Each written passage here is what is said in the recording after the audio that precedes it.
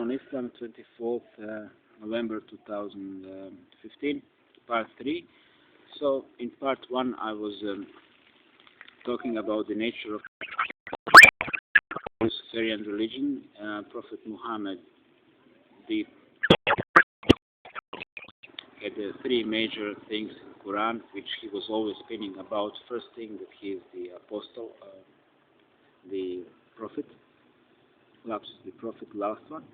Second, that all those who don't believe in him must be punished and killed.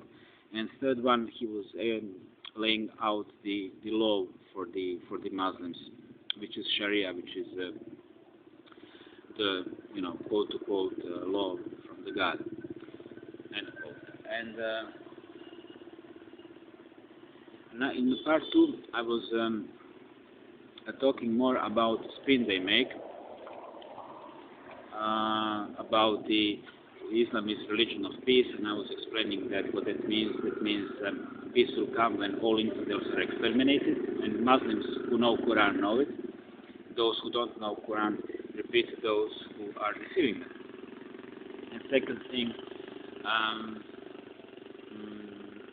killing innocent person means, of course, killing a Muslim, because all kafir, all infidels are guilty of basically torturing this world with their presence. And peace will come when all infidels are exterminated, one way or another. So, this is about the usual spin, what Muslims and, of course, people who don't know nothing about the Quran, but they are simply repeating what other people doing, saying, including me before. I was also before, when I was ignorant new ager 16 years ago, but I was a young guy and I was good looking. I was also repeating this bullshit because that's how it is when you're ignorant. Now I know more, but still far from knowing all. This is my internal joke when I'm educating people. Many times people who belong to higher social class, like middle class, are asking me, telling me, how come I don't know that? They're upset, and I don't know really how to answer this question, because I know with who am I dealing with, and person is thinking, reasoning, how come I don't know that? Of course, organic portal or something, under heavy influence of such. So, another thing regarding the spin, which I see that going on globally, like Pope Francis said that Quran is equal to the Bible, and he kissed the Quran in Turkey, which practically meant submission, because no Muslim cleric would dare to kiss the Bible in his right mind, really. So the thing is the new world religion, and what I think about the thing is I still don't have a conclusion what kind of religion that's going to be. It's going to be Luciferian religion. And I'm just going to be very quick on this. Before I gave you a metaphor, what is the terrorist? Terrorist is just a small finger of the body of Islam. Here is the Muslim community. Here is the wider community which is supporting that community. Here is the Lucifer, the spinner behind it, and so on. So, if you observe all religions, then of course Islam is just one little finger of Lucifer. There is Islam, there is Christianity, Judaism, Hinduism, Buddhism. They are all doing his spin. Okay, everything telling you some nice fairy tale story about the life on earth. It brings a huge confusion.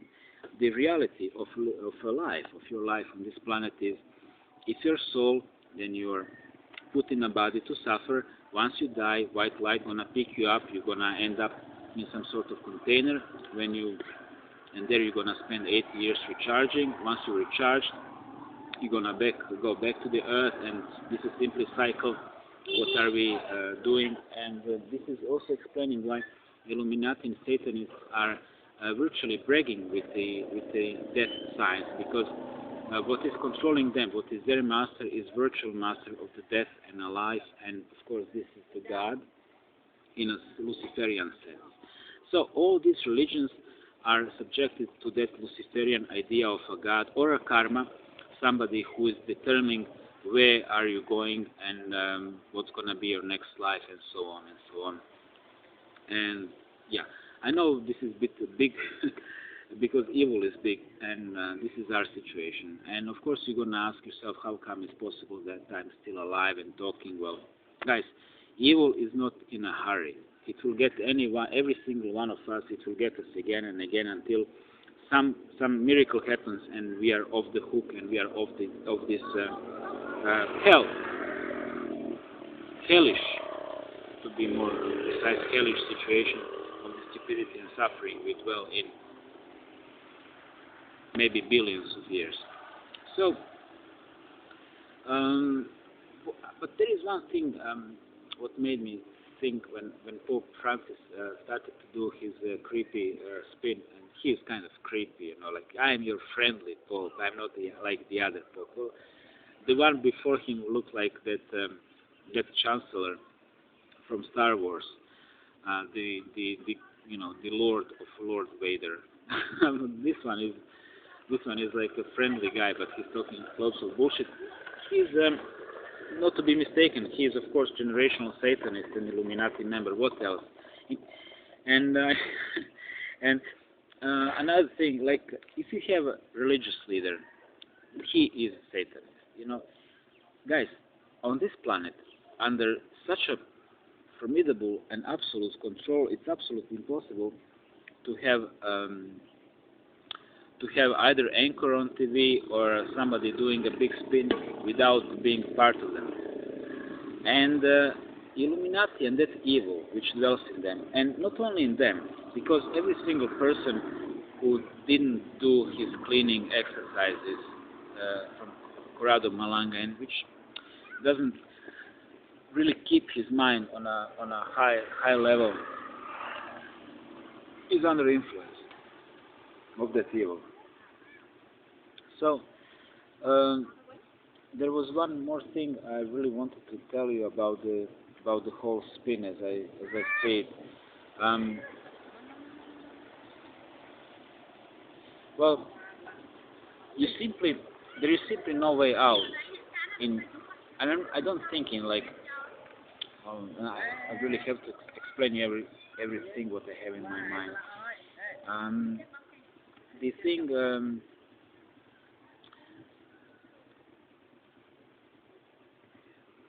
If you don't have hypersensitivity, if you don't have this kind of telepathy, and if you don't have a conspiratorial knowledge, you are same as a zombie. You are ready to fall for anything. And right now in Europe, it's very in your face. We are really going very steady to the state of the civil war. If you ask me when it's going to happen, I do not have mega computer and all the data to measure the progress of the activities. All I know is it's steadily going that way. And one thing made me wonder: all these activities which are going globally,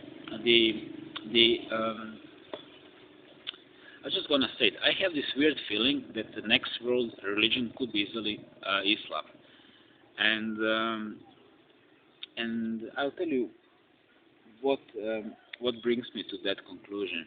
First of all, if you see this cosmetic war which is going on now in Syria and in Europe, you will notice that more Western Illuminati are bombing Muslim Illuminati. And civilians, more of them entering Europe. More of them entering Europe as if they were followers of somebody's direct orders who's controlling them. They are delivering loads of babies. And in the same process, there is like this incredible phenomena in Europe that people simply are not in a position to make families because life is way too uncertain, and way too many people are really struggling financially. And Europeans, if they're struggling financially, they are not simply making offsprings. So that makes us very different with them. They always make offspring. Some of them will survive. And this is people think we are facing virtually two civilizational. I just want to tell you that the program which was imposed on Europeans, that program of free love, and with all the thing around it, billions of books been written about. I just don't want to torture you by going into that. That simply is failing, because here in East, this is not a Muslim country, but it is Eastern country. There is still this concept of a woman belonging to a family, and then family is either selling her straightforward or renting her to a guy who is a husband. And in Thailand, it's $300 per woman. It's pretty much a standard rent. A white teacher makes $1,000, and then he's giving to wife's family $300 only for that, for the wife. And this is pre-arranged price, and of course they've been heavily negotiating over it. But once you buy yourself a woman, when she's your property, then of course she's not gonna complain about having a sex. She's not gonna be one deciding over abortion. And in Thailand it's illegal. I don't know how it is in Cambodia. I think it's also illegal. So you see, people are virtually planted, somewhere, grown somewhere, or like, okay, look at Tabula. Take a look, family, four children. He has 4 children. Right, that guy there, and he's in his mid-20s, and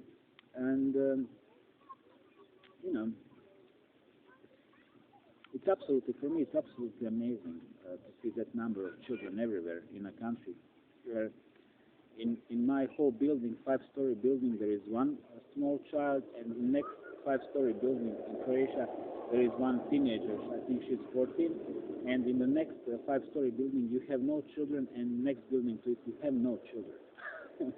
Okay, and in a big 8-story building in front of my house, I think there is 0 children. So, and every single apartment is populated, simply either by the old people or their sons and daughters in 30s, 40s, 50s living with them. So that's how it is. And the reason is economy. With one single paycheck, you simply cannot afford to rent apartment and pay bills. Family of 2 can afford. Family of 3 can afford to pay apartments and feed themselves, but very modest lifestyle. And I just opened my mouth. So in Croatia these days, it's we have incredible. We have a little paradox, and it's all connected. We have a paradox that every Roma child, every Gypsy child gets 2,500 Kruno or something like $400 or $500 from Soros in Croatian state, and that many Croatian children, and it's also happening in Serbia, are simply fainting, losing consciousness in a school because they didn't eat a number of days, and their parents could not get any social help because this is a part of the population. These people are simply targeted. They're not going to get the social help from Croatian state, or they're going to get it in a form which is not suitable, like right to have 1 meal. In Zagreb, that means you have to go from the suburbs to the center or somewhere to get a meal. Try to commute that, and you will notice that the price of commute exceeds price of one plate with goulash far more. So it's very impractical for people to receive that official help like a public kitchen. And of course, not all people have rights for that. It's complicated. I remember when I was unemployed in Croatia, I didn't get even a discount for a bus ticket, and I didn't get the medical insurance, nothing, 0. So, and I asked for it, but I've been told that I can't get it. So this is part of this quiet war which is going on European people. Where you see, and when I'm talking about gypsies, I'm talking about Muslims. So you can see that Croatian culture, the Croatian society as such, as a body, is virtually feeding and financing with the support of Open Society and Soros and Croatian Helsinki Committee, it's all, of course, part of the network, are virtually feeding people who are physically and verbally attacking Croats, pretty much daily basis. And as immigrants in Europe, same thing, they're always attacking in group. And 10 years ago, I was sent to hospital with a broken nose simply because I dared to walk in my neighborhood. So these are all signs where the whole story is moving. And yeah, of course, it's normal people gonna take it all these things as in a way. As something normal, something casual, something what simply happens by coincidence and nothing is connected. But now, intuitively and from the distance of time, I can of course notice the pattern. So all these things are important when we are talking about the on Islam on the third part, because Islam is the part of the world. And we are all part of the world. And all our religions, they all share the same God, the same system which is controlling us, and this is this Luciferian system. So, I think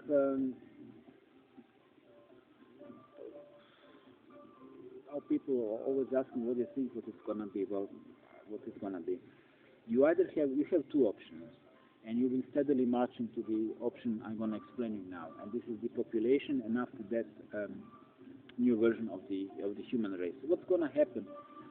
All the phases, I simply do not know them because I am not one of the conspirators. I simply try to figure it out. Or maybe it's going to be Luciferian religion, or it's going to be maybe Islam world religion, which is of course Luciferian, and so on.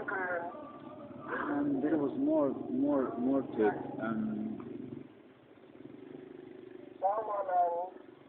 Yeah, the option I started this update with was what you can find on the first and the second update.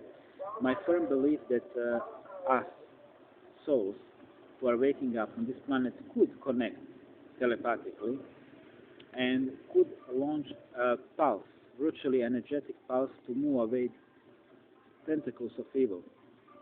Because they are not undefeatable. They are undefeatable as long as you don't see them.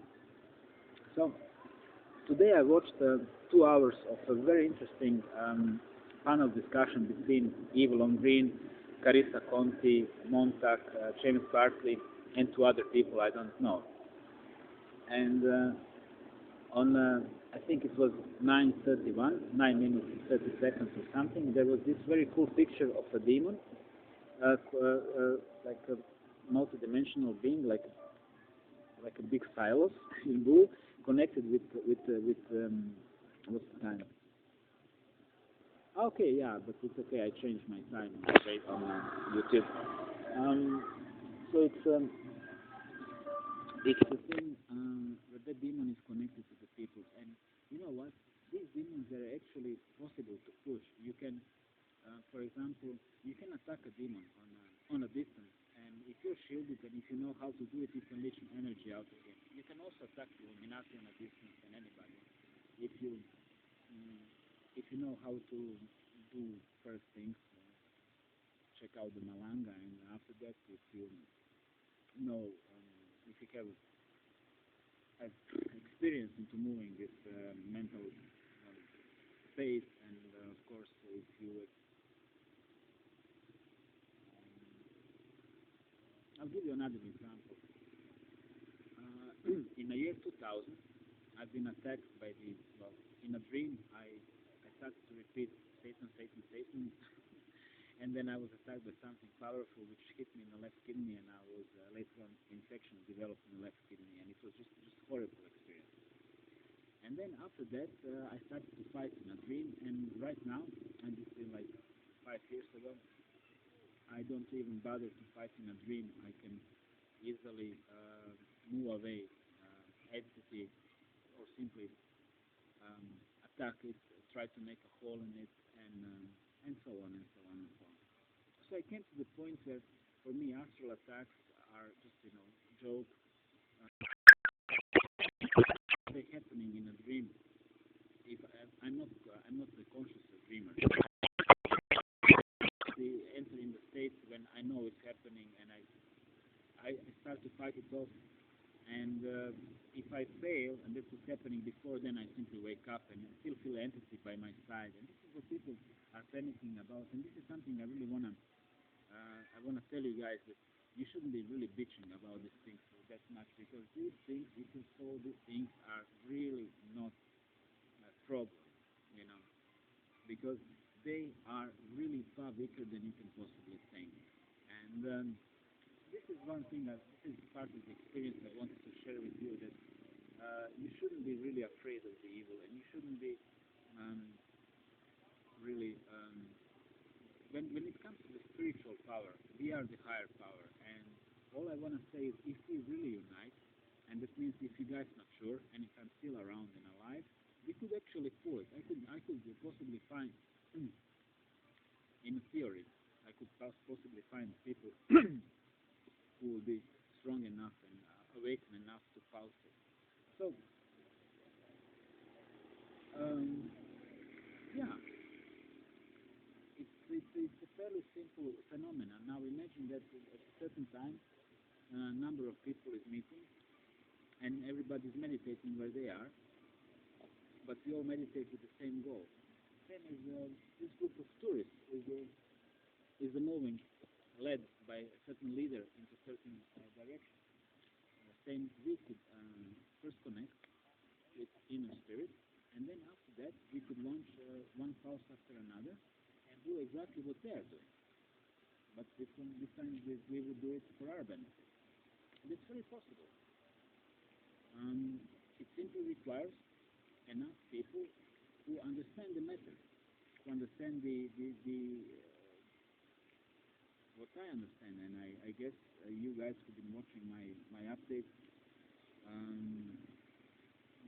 to the degree difficult to judge, but I'm sure that there are people among you who are really knowledgeable, even more than me. What am I talking about?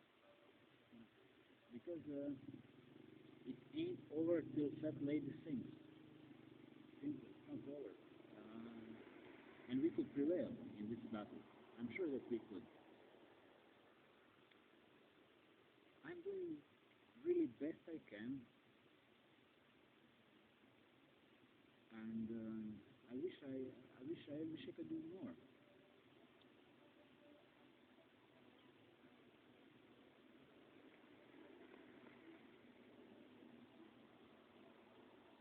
I wish I could do more. So, what was the third update on Islam? The third update on Islam was basically explaining that Islam is just one of the Lucifer spins. He's the spiritual part of the religion. But the whole network, the whole system, is of course supporting the whole thing. And it's supporting it in very skillful way. They are both victims and they are both terrorists. And same goes with quote-unquote us. We are also victims, but we are also terrorists. And just one more remark for the end.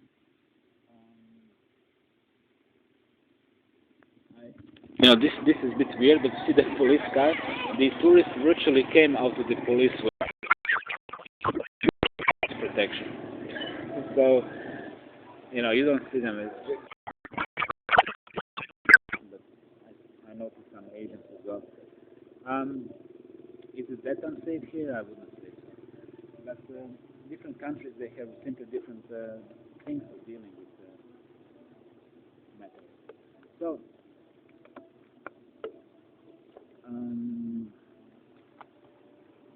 yeah, there was this, I just want to give this remark, it's not terribly important, but in the newspapers there was, I think Croatian newspapers, there was something like, I'm not quoting it, but something like, oh guys, you should see it, it's so cool, Russians killing 600 terrorists. And I was really appalled by the whole tone, and this is something I really want to talk about.